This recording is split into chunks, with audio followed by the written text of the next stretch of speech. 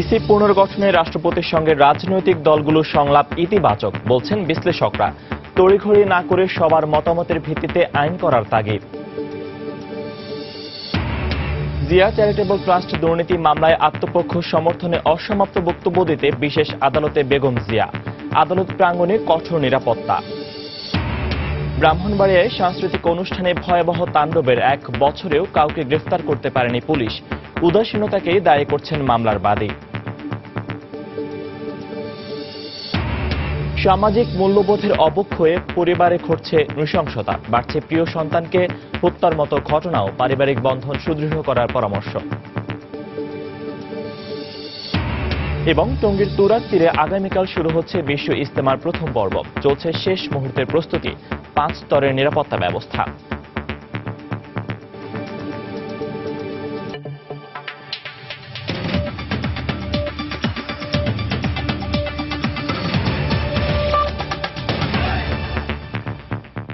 সময় সংবাদের সঙ্গে আছি আমি ফয়সাল মোর্শেদ। রোহিঙ্গা ইস্যুতেই মিয়ানমারের পররাষ্ট্রমন্ত্রী অং সান সুচির সঙ্গে বিশেষ দূতের সঙ্গে বৈঠকের বিষয়ে পররাষ্ট্র মন্ত্রণালয়ে ব্রিফ করছেন পররাষ্ট্রমন্ত্রী আবুল হাসান মাহমুদ আলী। আমরা সরাসরি চলে যাচ্ছি সেখানে। নিরাপত্তার ক্ষেত্রে সহযোগিতা বৃদ্ধির লক্ষ্যে আলোচনাধীন 2টি সমঝোতা স্মারক, নিরাপত্তা সংলাপ ও সহযোগিতা এবং বর্ডার লিয়েজো অফিস দ্রুত স্বাক্ষরের বিষয়ে উভয় পক্ষ সম্মত হয়। তাছাড়া উচ্চ পর্যায়ের সফর বিনিময়ের প্রয়োজনীয়তার ব্যাপারেও দুই পক্ষ একমত হয়। এই সফর দুদেশের মধ্যকার জটিল বিষয়ে আলোচনার পথ সুগম করবে বলে বাংলাদেশ প্রত্যাশা রাখে। এর ফলশ্রুতিতে রাখাইনে শান্তি ও স্থিতিশীলতা এর সাথে সাথে রাখাইনের মুসলিমদের নাগরিকত্ব প্রদান সহ তাদের মিয়ানমারের সমাজে সম্মানজনক আত্মীকরণের মাধ্যমে দীর্ঘস্থায়ী সমাধান সম্ভব হবে বলে আমরা আশা করি। মাননীয় প্রধানমন্ত্রী মিয়ানমারের স্টেট কাউন্সিলর অং সান সুচিকে বাংলাদেশ সফরের জন্য পুনরায় আমন্ত্রণ জানান। আপনাদের ধন্যবাদ।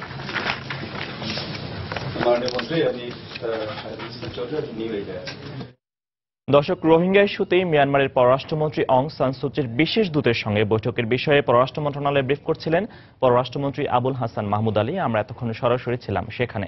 যাচ্ছে পরবর্তী প্রসঙ্গে। রাজনৈতিক দলগুলোর সঙ্গে রাষ্ট্রপতির সংলাপ নিরপেক্ষ নির্বাচন কমিশন গঠনে ইতিবাচক ভূমিকা রাখবে বলে মনে করেন বিশ্লেষকরা। সবার কাছে গ্রহণযোগ্য ব্যক্তিদের দিয়ে ইসি পুনর্গঠন করা হবে বলেও আশা প্রকাশ করছেন তারা। সংলাপের দলগুলোর কাছ থেকে অনেক নতুন প্রস্তাবনা এলেও বেশিরভাগ দলই মত দিয়েছে আইন প্রণয়নের পক্ষে। বিশ্লেষকরা বলছেন, বিতর্কমুক্ত নির্বাচন কমিশনের জন্য আইনই একমাত্র সমাধান। বেলায়েত হোসেনের রিপোর্ট। নির্বাচন কমিশন পুনর্গঠনে রাজনৈতিক দলগুলোর সাথে গত 18 ডিসেম্বর সংলাপ শুরু করেন রাষ্ট্রপতি মোহাম্মদ আব্দুল হামিদ। প্রথম দিন বিএনপি, এরপর একে একে 22টি রাজনৈতিক দল অংশ নেয় ধারাবাহিক এই সংলাপে। সবশেষ রাষ্ট্রপতির সাথে বৈঠকে অংশ নেয় ক্ষমতাসীন আওয়ামী লীগ। মুক্তিযুদ্ধের চেতনায় বিশ্বাসী ও গ্রহণযোগ্য ব্যক্তিদের দিয়ে সার্চ কমিটি গঠন এবং একজন নারী কমিশনার রাখা সহ দলগুলোর কাছ থেকে এসেছে বিভিন্ন প্রস্তাব। তবে বেশিরভাগ দলই ইসি পুনর্গঠনে আইন প্রণয়নের প্রস্তাব করেছে। পার্লামেন্টের উচ্চ কক্ষ থেকে নির্বাচনকালীন একটা সরকার গঠন করতে হবে। 3 জনকে প্রথমে, 2 জনকে পরে। তার কারণ হলো কখনোই যেন নির্বাচন কমিশন শূন্য না থাকে। অবাধ নিরপেক্ষ নির্বাচনকে জন্য যে ধরনের নির্বাচন কমিশন আইন করে সেটা করা। আওয়ামী লীগের পক্ষ থেকেও জানানো হয়েছে, এবার না হলেও আগামী নির্বাচনের আগে হতে পারে এমন একটি আইন। তবে যখনই হোক রাজনৈতিক দলগুলো এবং সংশ্লিষ্ট সবার সাথে আলোচনা করে আইনটি প্রণয়নের তাগিদ দিয়েছেন বিশ্লেষকরা। মাত্র 20-25 দিনের মধ্যে একটা আইন তৈরি করা আমার মনে হয় না যে এই মুহূর্তে সেই আইনটা তৈরি করা হবে। এখন সার্চ কমিটি যেটা করা হচ্ছে সবার সর্বসম্মতিক্রমে সেই সার্চ কমিটি গঠন করলে আমার মনে হয় না যে বাংলাদেশের মতো জায়গায় খুব বেশি সময় লাগবে নির্বাচন কমিশনের সদস্য সিলেক্ট করার। এখন এই আলোচনার ভিত্তিতে রাষ্ট্রপতির কাছে যদি এটা প্রতীয়মান হয় যে বর্তমান প্রেক্ষাপটে নির্বাচন কমিশন নিয়োগ সংক্রান্ত একটা আইন হওয়া দরকার, তাহলে ওই 48-এর 5 অনুযায়ী এই বিষয়টা বিবেচনার জন্য উনি মন্ত্রিপরিষদে পাঠাতে পারেন। তারপরে একটা আইন মন্ত্রণালয় বা নির্বাচন কমিশন যে হোক আইনের খসড়া করবে, ওই খসড়াটা কিন্তু জনসমক্ষে সরকারকে উপস্থাপন করতে হবে যে আমরা এই ধরনের একটা আইন করার কথা ভাবছি, আপনারা সবাই কি বলেন। বিশ্লেষকরা মনে করেন রাষ্ট্রপতির এই সংলাপ নিরপেক্ষ নির্বাচন কমিশন গঠনে রাখবে ইতিবাচক ভূমিকা, সেই সাথে আসবে অনেক নতুনত্ব। কোনো আইনতে কখন। বেলায়েত হোসাইন, সময় সংবাদ, ঢাকা। বর্তমান সরকারের ৩ বছর পূর্তি উপলক্ষে আজ সন্ধ্যা 7:30টায় জাতির উদ্দেশ্যে ভাষণ দেবেন প্রধানমন্ত্রী শেখ হাসিনা। প্রধানমন্ত্রীর প্রেস উইং থেকে খবর নিশ্চিত করা হয় 2013 সালের 5 জানুয়ারি নির্বাচনের মধ্য দিয়ে ক্ষমতায় আসে বর্তমান আওয়ামী লীগ সরকার। তাই বর্ষপূর্তিতে দেশের জনগণকে সামনে সরকারের অর্জন সহ আগামীর পরিকল্পনার কথা তুলে ধরবেন সরকার প্রধান। দুর্নীতির 2 মামলায় হাজিরা দিতে বকশীবাজারে স্থাপিত বিশেষ আদালতে গেছেন বিএনপির চেয়ারপারসন বেগম খালেদা জিয়া। সকাল 11টার দিকে গুলশানের বাসা থেকে আদালতে যান বেগম জিয়া। 5 জানুয়ারি বেগম জিয়ার বিরুদ্ধে বকশীবাজারে দুর্নীতির 2 মামলার দিনের কার্যসূচি শেষে 12 জানুয়ারি আত্মপক্ষ সমর্থনে অসমাপ্ত বক্তব্য দেওয়ার দিন ধার্য করেন আদালত। 2010 সালের 8 আগস্ট জিয়া চ্যারিটেবল ট্রাস্টের নামে অবৈধভাবে টাকা লেনদেনের অভিযোগ এনে বেগম খালেদা জিয়া সহ 4 জনের বিরুদ্ধে মামলা করে দুর্নীতি দমন কমিশন। এছাড়া 2008 সালের 3 জুলাই রমনা থানায় বেগম জিয়ার বিরুদ্ধে অরফানেজ ট্রাস্ট দুর্নীতি মামলা করে দুদক। বেগম জিয়ার আগমন উপলক্ষে আদালতের চারপাশে নিরাপত্তা জোরদার করা হয়েছে। মোতায়েন রয়েছে র্যাব, পুলিশ ও সাদা পোশাকের আইনশৃঙ্খলা বাহিনীর সদস্য। চট্টগ্রামের পতেঙ্গায় কোস্টগার্ড বার্থে বাহিনীর বহরে যুক্ত হওয়া নতুন জাহাজ সিজিএস তাজউদ্দিন আহমদ ও সিজিএস সৈয়দ নজরুল ইসলামের কমিশনের অনুষ্ঠানে বক্তব্য রাখছেন প্রধানমন্ত্রী শেখ হাসিনা। আমরা সরাসরি চলে যাচ্ছি সেখানে।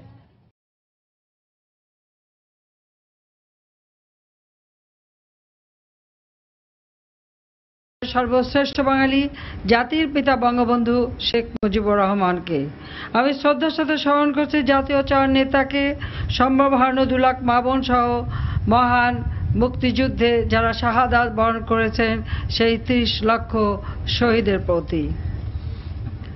বাংলাদেশ কোস্ট গার্ডের জন্য আজ একটি স্মরণীয় দিন। আজ বাংলাদেশ কোস্ট গার্ড বহরে গভীর সমুদ্রে টহলদান সক্ষম 2টি অফশোর পেট্রোল ভেসেল সংযুক্ত হলো। জাহাজগুলোর কমিশনিং এ বাহিনীর কার্যক্রম সম্প্রসারিত ও গতিশীল করবে। আমাদের বিস্তীর্ণ সমুদ্র সীমার নিরাপত্তা দিতে কোস্টগার্ডকে সমৃদ্ধ করা হচ্ছে। আমাদের গৃহীত পদক্ষেপের ফলে সমুদ্র সম্পদ আহরণ ও নিরাপত্তা বিধানের মাধ্যমে দেশ আজ জাতির পিতার স্বপ্ন অর্থনৈতিক মুক্তি অর্জনের পথে এগিয়ে যাচ্ছে। এই জাহাজ আমরা আরো 2টি জাহাজ আসবে, কাজেই 4টি জাহাজকে আমরা জাতির পিতার বিশ্বস্ত রাজনৈতিক সহচর 4 জাতীয় শহীদ জাতীয় নেতা তাদের নামকরণে উৎসর্গ করেছি। আজ আমরা সিজিএস সৈয়দ নজরুল এবং সিজিএস তাজউদ্দিনকে কমিশন করলাম। আর এবছর ইটালি থেকে আসার পর অপর 2টি জাহাজ সিজিএস মনসুর আলী এবং সিজিএস কামরুজ্জামান কমিশন করা হবে। শুধুমাত্র বাংলাদেশ কোস্ট গার্ডের সৃষ্টি এবং বিকাশের সাথে আমাদের দল বাংলাদেশ আওয়ামী লীগ সরাসরি সম্পৃক্ত। 1994 সালে জাতীয় সংসদে আমরা একটি সিদ্ধান্ত প্রস্তাব এনেছিলাম। বিরোধী দলে থাকা সত্ত্বেও সেই সিদ্ধান্ত প্রস্তাবটি আমরা পাশ করতে সক্ষম হই এবং তারই ধারাবাহিকতায় এই কোস্ট গার্ড গঠন করা হয়। 96 সালে যখন আওয়ামী লীগ সরকার গঠন করে তখন কোস্ট গার্ডের জোনাল কার্যালয়ের জন্য ভূমি প্রদান, অবকাঠামো নির্মাণ এবং বিভিন্ন ধরনের বোট হস্তান্তর করা হয়। এভাবে উপকূলীয় এলাকায় কোস্ট গার্ডের কার্যক্রম আমরা চালু করি। গত 8 বছরে কোস্ট গার্ডের স্টেশন সমূহে অবকাঠামো সহ 30টি কোস্টাল সাইক্লোন ম্যানেজমেন্ট সেন্টার আমরা তৈরি করেছি। এছাড়া বিভিন্ন আকারের 48টি পেট্রোল বোট নির্মাণ করা হয়েছে।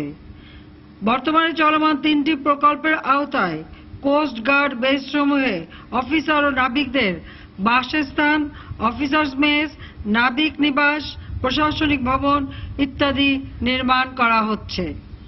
বাংলাদেশ নৌবাহিনী পরিচালিত নারায়ণগঞ্জ ডকইয়ার্ড এবং খুলনা শিপইয়ার্ডে মোট 7টি টহল জাহাজ, একটি ফ্লোটিং ক্রেন ও 2টি পেট্রোল বোট তৈরি হচ্ছে। যা অচিরেই কোস্ট গার্ড বহরে যুক্ত হবে। উন্নয়ন এবং রাজস্ব বাজেট হতে 5 বছর মেয়াদে প্রায় 2,500 কোটি টাকা কোস্ট গার্ডের উন্নয়নে বরাদ্দ দেওয়া হয়েছে। এছাড়া পটুয়াখালী অঞ্চলে নিজস্ব প্রশিক্ষণ বেস তৈরির মাধ্যমে কোস্ট গার্ডের জনবলের প্রশিক্ষণ সক্ষমতাও বৃদ্ধি পেয়েছে। আমি সিজি বেস অগ্রযাত্রা নামে কমিশন করেছি। দেশের সমুদ্র বন্দর ও বহির্নোঙর এলাকায় বাণিজ্যিক জাহাজ সমূহের নিরাপত্তা প্রদানে কোস্ট গার্ডের তৎপরতা আজ বহির্বিশ্ব সমাদৃত। আন্তর্জাতিক মেরিটাইম ব্যুরোর বিবেচনায় চট্টগ্রাম সমুদ্র বন্দর এখন নিরাপদ বন্দর হিসেবে স্বীকৃত। স্থলভাগের সম্পদের সীমাবদ্ধতার কারণে আমাদের দৃষ্টি এখন সমুদ্রের দিকে। প্রতিবেশী রাষ্ট্রসমূহের সাথে সমুদ্র সীমা যথাযথভাবে নির্ধারিত হওয়ায় আমরা বিশাল সামুদ্রিক অঞ্চল পেয়েছি। কাজে আমাদের জলসীমায় আমাদের অধিকার আরো সুদৃঢ় হয়েছে। বাংলাদেশের নদী, সাগর, উপকূল এবং গভীর সমুদ্র অর্থনৈতিক কার্যক্রম অর্থাৎ ব্লু ইকোনমি কার্যক্রমকে গতিশীল ও নিরাপদ রাখা, এই অঞ্চল অর্থনৈতিক কার্যক্রমে জড়িত ব্যক্তিদের যান মালের নিরাপত্তা বিধান, মাদক দ্রব্য সহ চোরাচালান প্রতিরোধ এবং সমুদ্র দূষণ রোধে কার্যকরী পদক্ষেপ গ্রহণ সহ কোস্ট গার্ড বিভিন্ন দায়িত্ব পালন করে যাচ্ছে। সমুদ্রপথে আন্তর্জাতিক বাণিজ্য পরিচালনা ছাড়াও বঙ্গোপসাগরের যে অঢেল সম্পদের ভান্ডার লুকিয়ে আছে, এই সম্পদের অন্বেষণ, আহরণ ও সংরক্ষণ আমাদেরকেই করতে হবে। জাতীয় স্বার্থ সংরক্ষণ সহ নদীমাতৃক বাংলাদেশের অভ্যন্তরীণ জলজ সম্পদ সুরক্ষা, নদীপথের নিরাপত্তা বিধান, অবৈধ অনুপ্রবেশ বন্ধ, চোরাচালান প্রতিরোধ ও জলদস্যু দমনে কোস্ট গার্ড দায়িত্বপূর্ণ ভূমিকা পালন করে যাচ্ছে।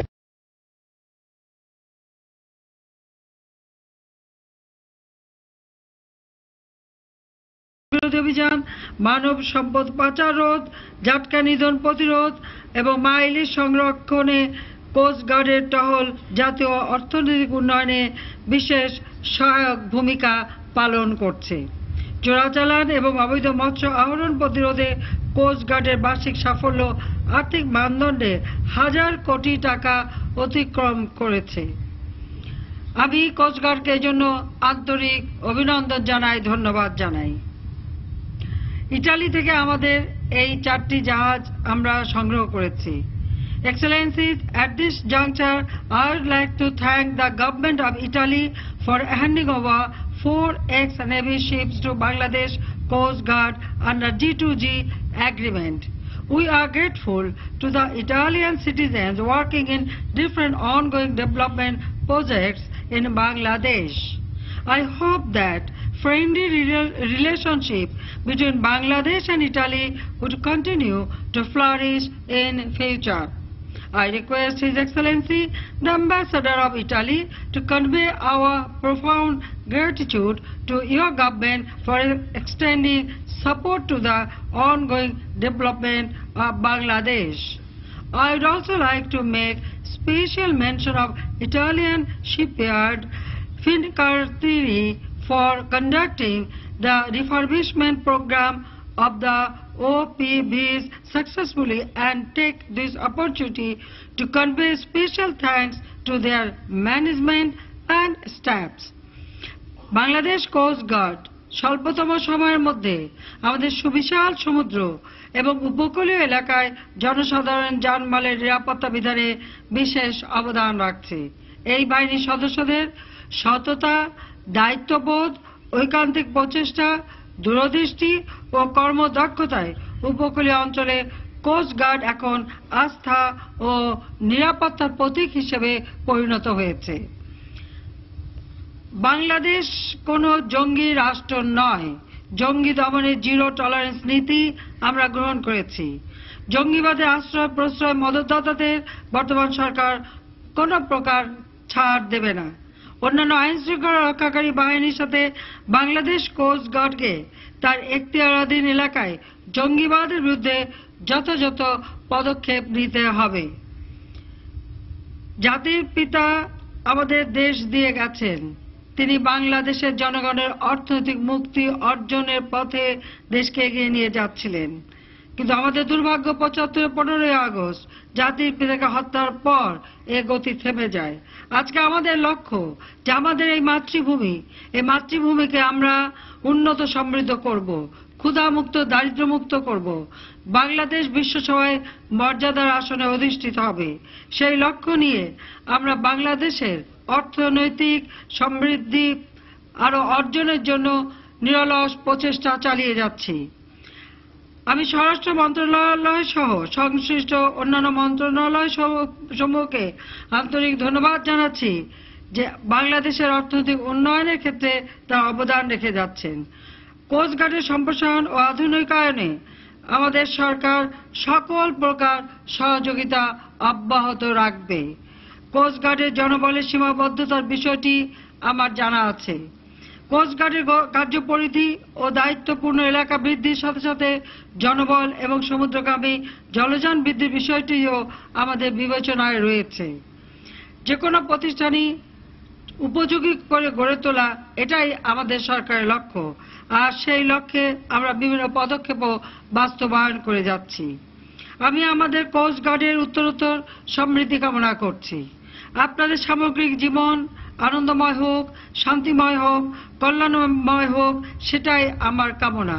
দেশ ও জাতির সেবায় আত্মনিবেদিত হয়ে আপনারা কাজ করে যাবেন, সেটাই আমি চাই। আপনাদের সবাইকে আমি আন্তরিক ধন্যবাদ জানাই। মহান রব্বুল আলামিন আমাদের সকলের সহায় হন। সকলকে আন্তরিক ধন্যবাদ জানিয়ে আমি আমার বক্তব্য শেষ করছি।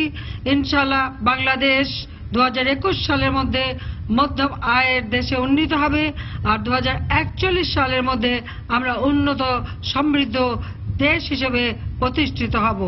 জাতির পিতার স্বপ্নের সোনার বাংলাদেশ আমরা গড়ে তুলব। ধন্যবাদ। খোদা হাফেজ। জয় বাংলা, জয় বঙ্গবন্ধু। বাংলাদেশ চিরজীবী হোক। দর্শক, চট্টগ্রামের পতেঙ্গায় কোস্টগার্ডে বাড়তে বাহিনীর বহরে যুক্ত হওয়া নতুন জাহাজ সিজিএস তাজউদ্দিন আহমদ ও সিজিএস সৈয়দ নজরুল ইসলাম এর কমিশনিং অনুষ্ঠানে বক্তব্য রাখছিলেন প্রধানমন্ত্রী শেখ হাসিনা। আমরা এতক্ষণ সরাসরি ছিলাম সেখানে। আগামীকাল গাজীপুরে শুরু হচ্ছে মুসলিম উম্মার দ্বিতীয় বৃহত্তম ধর্মীয় মহাসম্মেলন বিশ্ব ইজতেমার প্রথম পর্ব। টঙ্গীর তুরাগ তীরে এখন চলছে শেষ মুহূর্তের প্রস্তুতি। তাবলিগ জামাতের কর্মীরা স্বেচ্ছাশ্রম দিচ্ছেন আগত লাখো মুসল্লিকে বিনা ভোগান্তিতে থাকার ব্যবস্থা করতে। বিশ্ব সন্ত্রাসবাদের কথা মাথায় রেখে আগতদের 5 স্তরের নিরাপত্তার পাশাপাশি আধুনিক প্রযুক্তির সাহায্যে পুরো ইজতেমা মাঠকে পর্যবেক্ষণে রাখার কথা জানিয়েছে পুলিশ। খলিলুর রহমানের ছবিতে মাহমুদ রাকিবের রিপোর্ট। আগত মুসল্লিদের সুবিধার্থে বিভিন্ন দিক নির্দেশনামূলক চিহ্ন তৈরিতে ব্যস্ত কেউ বা আবার স্বেচ্ছাশ্রমে থাকার ব্যবস্থা করছেন আগত মুসল্লিদের জন্য। 52তম বিশ্ব ইজতেমার জন্য এভাবেই টঙ্গীর তুরাগ তীরের প্রায় 160 একর জমির ইজতেমা মাঠ তৈরি হচ্ছে। মুসল্লিরা বলছেন পরকালে মুক্তির জন্যই মানব সেবার মাধ্যমে তাদের এই প্রচেষ্টা। রাস্তা নাম্বারগুলো, ম্যাপগুলো আমরা টাঙাই, এগুলো দেখে বিভিন্ন এলাকার থেকে যারা সাথী ভাইরা আসেন ওনারা এসে পয়েন্টে ওনারা উঠে যান, ওনাদের জন্য সহজ হয়। জানমাল খরচ করে এই কাজ করছি, বুঝছেন, সময় ব্যয় করে। কেন? এটা আল্লাহ আমাদের বদলা দেবে, আল্লাহর খুশি করার জন্য করছি। প্রথম পর্বের 3 দিন ব্যাপী ইজতেমায় অংশ নিতে ইতিমধ্যে ছোট ছোট দলে বিভক্ত হয়ে দেশের নির্দিষ্ট 16টি জেলা থেকে আসতে শুরু করেছেন ধর্মপ্রাণ মুসল্লিরা। স্বেচ্ছায় আমি শ্রম দেব, এই জন্য ইজতেমায় আসছি। আমি আমার ছেলেকে নিয়ে আসছি সাথে। এত বড় একটা মজমা, এটা মানুষ ট্যাকেল দেওয়ার মতো ক্ষমতা রাখে না যদি ধৈর্য, সবর, সহনশীলতা না থাকে। আগত লাখো মুসল্লির সেবা দিতে মাঠের চারপাশে প্রস্তুত করা হয়েছে 28টি 3 তলা বিশিষ্ট টয়লেট। আশুলিয়ার রাস্তা থেকে সরাসরি মাঠে প্রবেশ করতে সেনাবাহিনীর সহযোগিতায় তুরাগ নদীতে নির্মাণ করা হয়েছে 7টি অস্থায়ী সেতুও। এবার বাংলাদেশ ছাড়াও প্রায় 30টি দেশ থেকে আসা মুসল্লিরা এই ইজতেমায় অংশ নেবেন। তাই আয়োজকরা জানিয়েছেন বিশ্বে তরুণ যাতে ইসলামের ভুল ব্যাখ্যায় আর বিপথে না যায় সে বিষয়ে ইজতেমায় বিশেষ বয়ান রাখা হবে। আজকে যদি মানুষ সঠিক ইসলামকে বুঝতো তাহলে আজকে ওই ভ্রান্ত পথে মানুষ যাইতো না। এখন এই তরুণদের পিছনে বেশি মেহনত করা হয় যাতে তরুণরা এটার মধ্যে আসতে পারে, আর এখানে আসলে ইনশাআল্লাহ আল্লাহ তাআলা তাদেরকে হেদায়েত দিয়ে দিবে। 2টা ইজতেমার মধ্যে 32টা ডিস্ট্রিক্ট আসবে। হ্যাঁ, প্রথম পর্বে আসবে 16টা, পরবর্তী পর্বে আসবে 16টা। এদিকে পুলিশ জানিয়েছে দেশি বিদেশি লাখো মুসল্লির নিরাপত্তা ইজতেমা মাঠে আইন শৃঙ্খলা বাহিনীর 7000 সদস্য নিয়োজিত করার পাশাপাশি মাঠ পর্যবেক্ষণে থাকছে 9টি ওয়াচ টাওয়ার। প্রতিটি মোড়ে বসানো হয়েছে 4মুখী সিসি ক্যামেরা। এখানে মেটাল ডিটেক্টর ব্যবস্থা রেখেছি। আমরা সন্দেহভাজন যে কোনো কাউকে মনে হলে আমরা সেখানে তাদের জিজ্ঞাসাবাদ করছি, যাতে এখানে কোনো ধরনের উগ্রবাদ বা এখানে কোনো সমস্যা না হয়, সেটা আমাদের নিরাপত্তা পরিকল্পনার একটা অংশ। যেহেতু বিশ্ব ইজতেমাকে কেন্দ্র করে এবারও তুরাগ তীরে দেশি বিদেশি লাখো মুসল্লির জমায়েত হবে, তাই আইনশৃঙ্খলা বাহিনীর পক্ষ থেকে সর্বোচ্চ গুরুত্ব দেওয়া হচ্ছে নিরাপত্তা ব্যবস্থাকেই, যাতে মুসল্লিরা বিশ্ব ইজতেমা অংশগ্রহণ শেষে আখেরি মোনাজাতের মাধ্যমে মহান রবের কাছে তাদের চাওয়া পর আরজ পেশ করে নির্বিঘ্নে নিজ নিজ গন্তব্যে ফিরে যেতে পারেন। মাহমুদ রাকিব, সময় সংবাদ, গাজীপুর। সময় সংবাদে আরো থাকছে, পাটের সুতা, চট ও বস্তা আমদানির ক্ষেত্রে ভারতের অ্যান্টি ডাম্পিং শুল্ক আরোপে ক্ষুব্ধ প্রতিক্রিয়া বাংলাদেশি ব্যবসায়ীদের। বেনাপোলে আটকে পড়েছে পণ্যবাহী শতাধিক ট্রাক।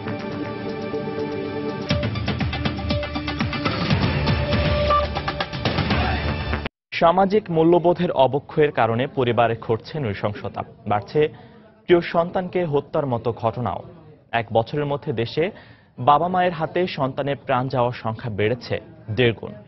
শিশু অধিকার ফোরামের এই পরিসংখ্যানকে উদ্বেগজনক মন্তব্য করে এজন্য পারিবারিক বন্ধন শিথিল হয়ে আসা, ভোগবাদী সংস্কৃতি ও সামাজিক মূল্যবোধের অবক্ষয়কে দায়ী করছেন বিশেষজ্ঞরা। বিস্তারিত ফেরদৌস লিপির রিপোর্টে।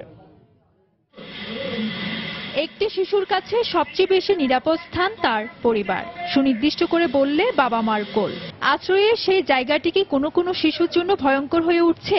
সাম্প্রতিক কিছু ঘটনা সামনে নিয়ে এসেছে এই প্রশ্নের। শুধু গণমাধ্যমে আসা সংবাদের ভিত্তিতে শিশু অধিকার ফোরাম বাবা মায়ের হাতে সন্তানের প্রাণ হারানোর যে চিত্র তুলে ধরেছে তা আঁতকে ওঠার মতো।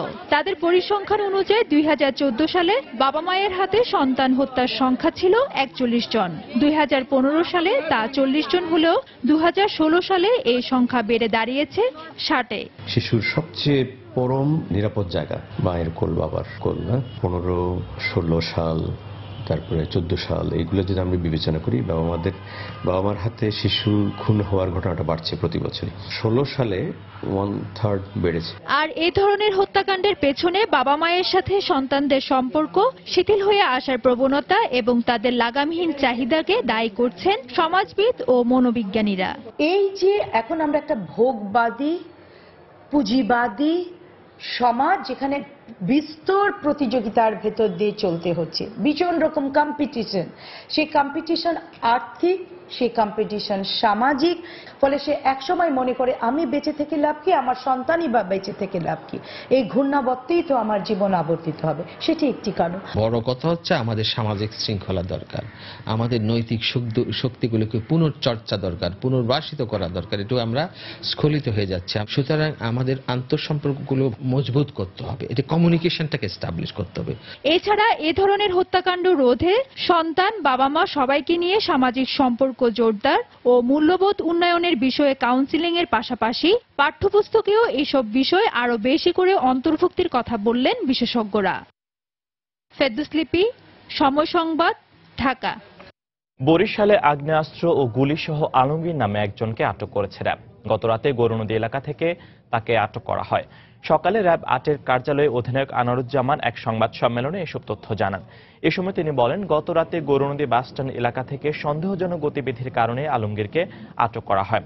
এ সময় তার দেহ তল্লাশি করে একটি অস্ত্র উদ্ধার করা হয়। পরে কাণ্ডপাশা গ্রামে তার বাড়িতে অভিযান চালিয়ে আরও 4টি আগ্নেয়াস্ত্র ও 20 রাউন্ড গুলি উদ্ধার করা হয়। আটক আলমগীর বিভিন্ন জায়গায় অস্ত্র ভাড়া দিত বলে জানিয়েছে র্যাব।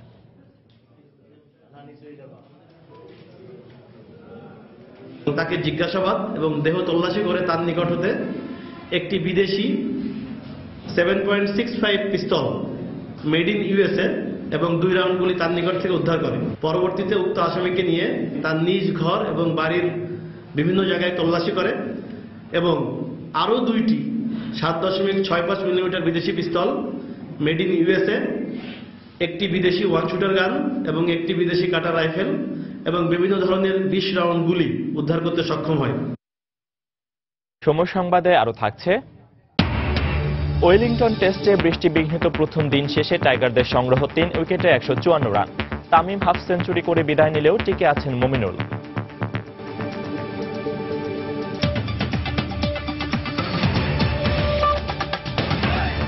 তাপমাত্রা স্বাভাবিক থাকলেও ঠান্ডা বাতাস ও ঘন কুয়াশায় স্থবিরতা নেমে এসেছে উত্তরাঞ্চলের বিভিন্ন জেলার জনজীবনে। গেল দুদিনের মতো ঘন কুয়াশা না থাকলেও সকাল থেকে রাজশাহীতে বেড়েছে ঠান্ডা বাতাস। এতে বিপাকে পড়েছেন কাজে বের হওয়া শ্রমজীবী মানুষ।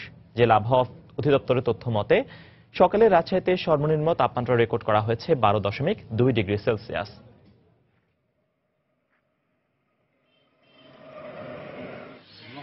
তীব্র ঠান্ডায় বিপর্যস্ত হয়ে পড়েছে পঞ্চগড়ের স্বাভাবিক জীবনযাত্রা। শীতের কারণে রাস্তাঘাটে কমে গেছে লোকজনের আনাগোনা। আর ঘন কুয়াশায় দিনের বেলাতেও হেডলাইট জ্বালিয়ে চলাচল করছে যানবাহন। আকাশে মেঘ কেটে যাওয়ায় ঠান্ডা বাতাস আরও বাড়বে বলে জানিয়েছে আবহাওয়া অফিস। এছাড়া চুয়াডাঙ্গাতেও কনকনে শীতে কাঁপছে সাধারণ মানুষ। দুপুর নাগাদ দেখা মেলেনি সূর্যের।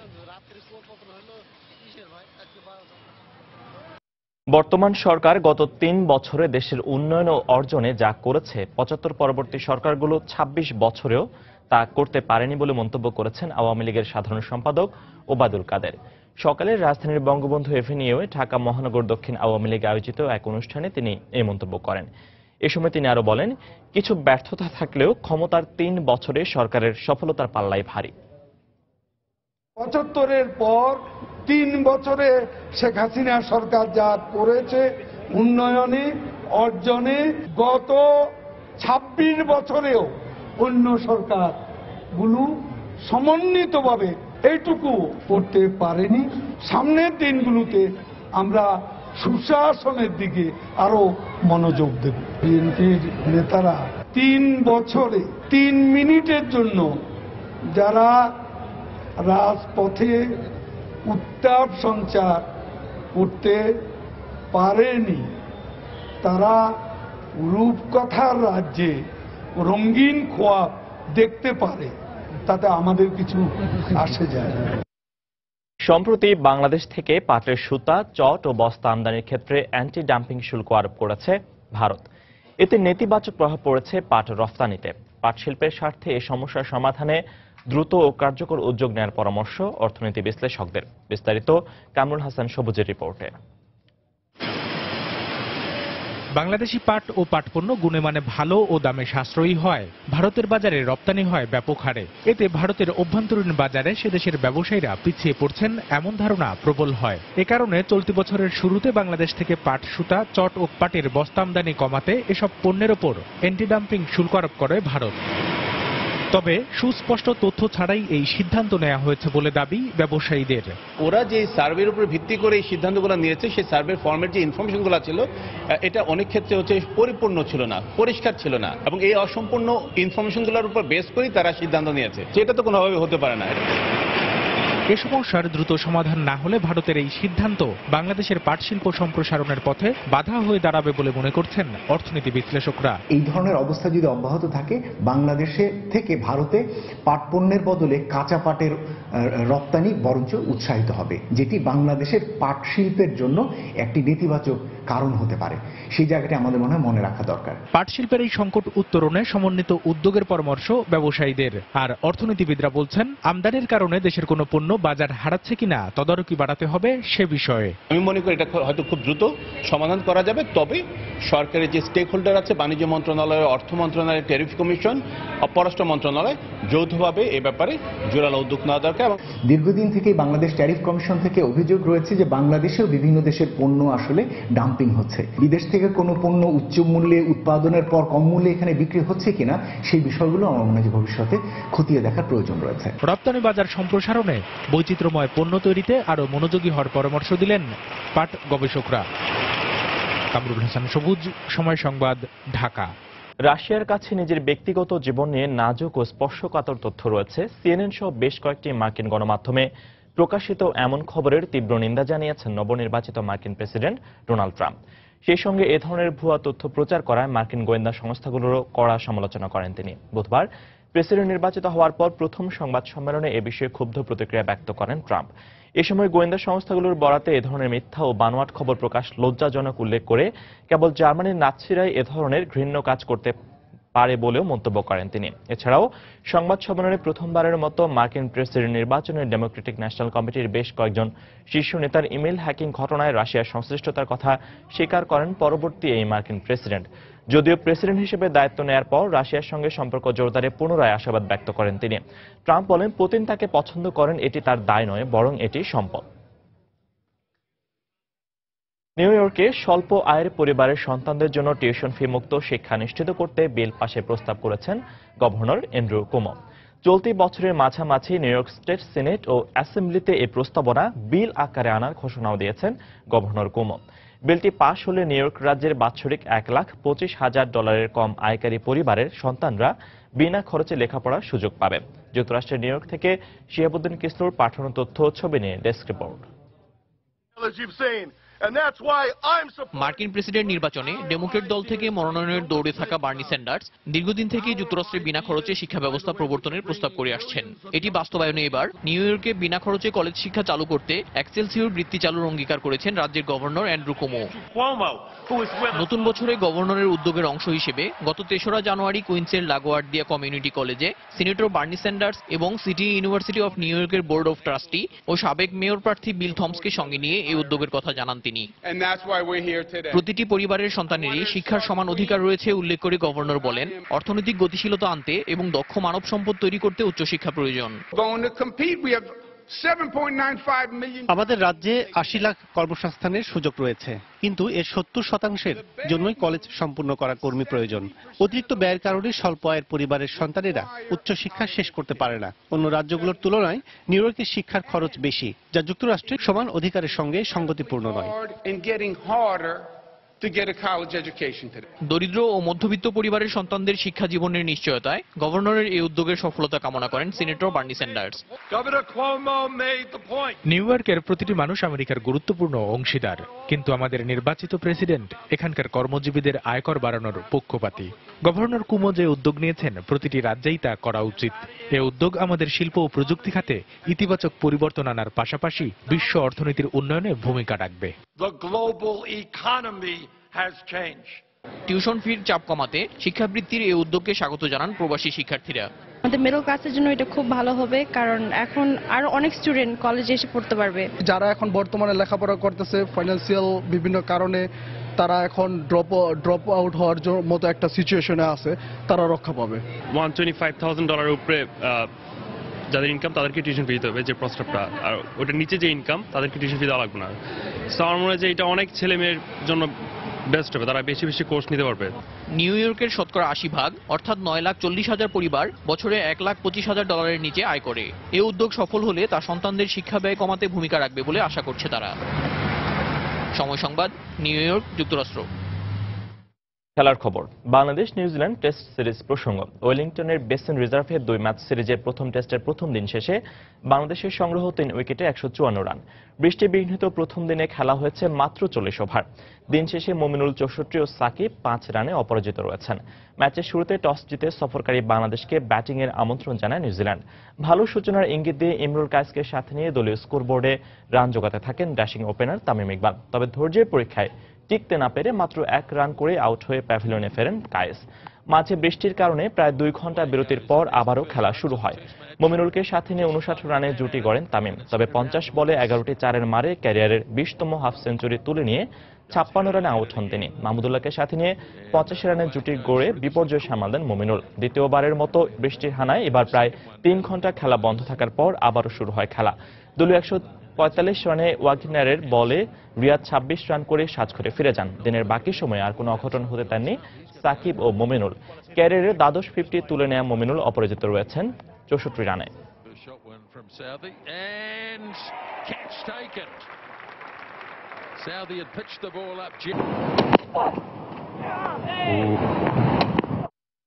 এ পর্যায়ে শীর্ষ সংবাদগুলো জানিয়ে দিচ্ছি আরেকবার। ইসি পুনর্গঠনে রাষ্ট্রপতির সঙ্গে রাজনৈতিক দলগুলোর সংলাপ ইতিবাচক বলছেন বিশ্লেষকরা। তড়িঘড়ি না করে সবার মতামতের ভিত্তিতে আইন করার তাগিদ।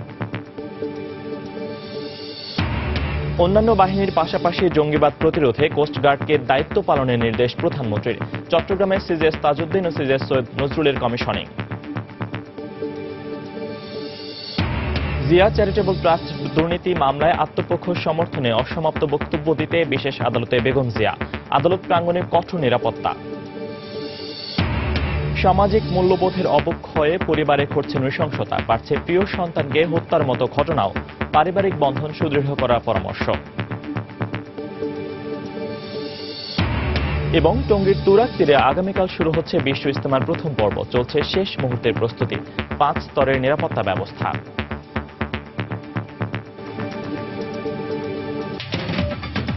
এই ছিল এখনকার মতো। যে কোনো খবর পেতে ভিজিট করুন সময়নিউজ.tv।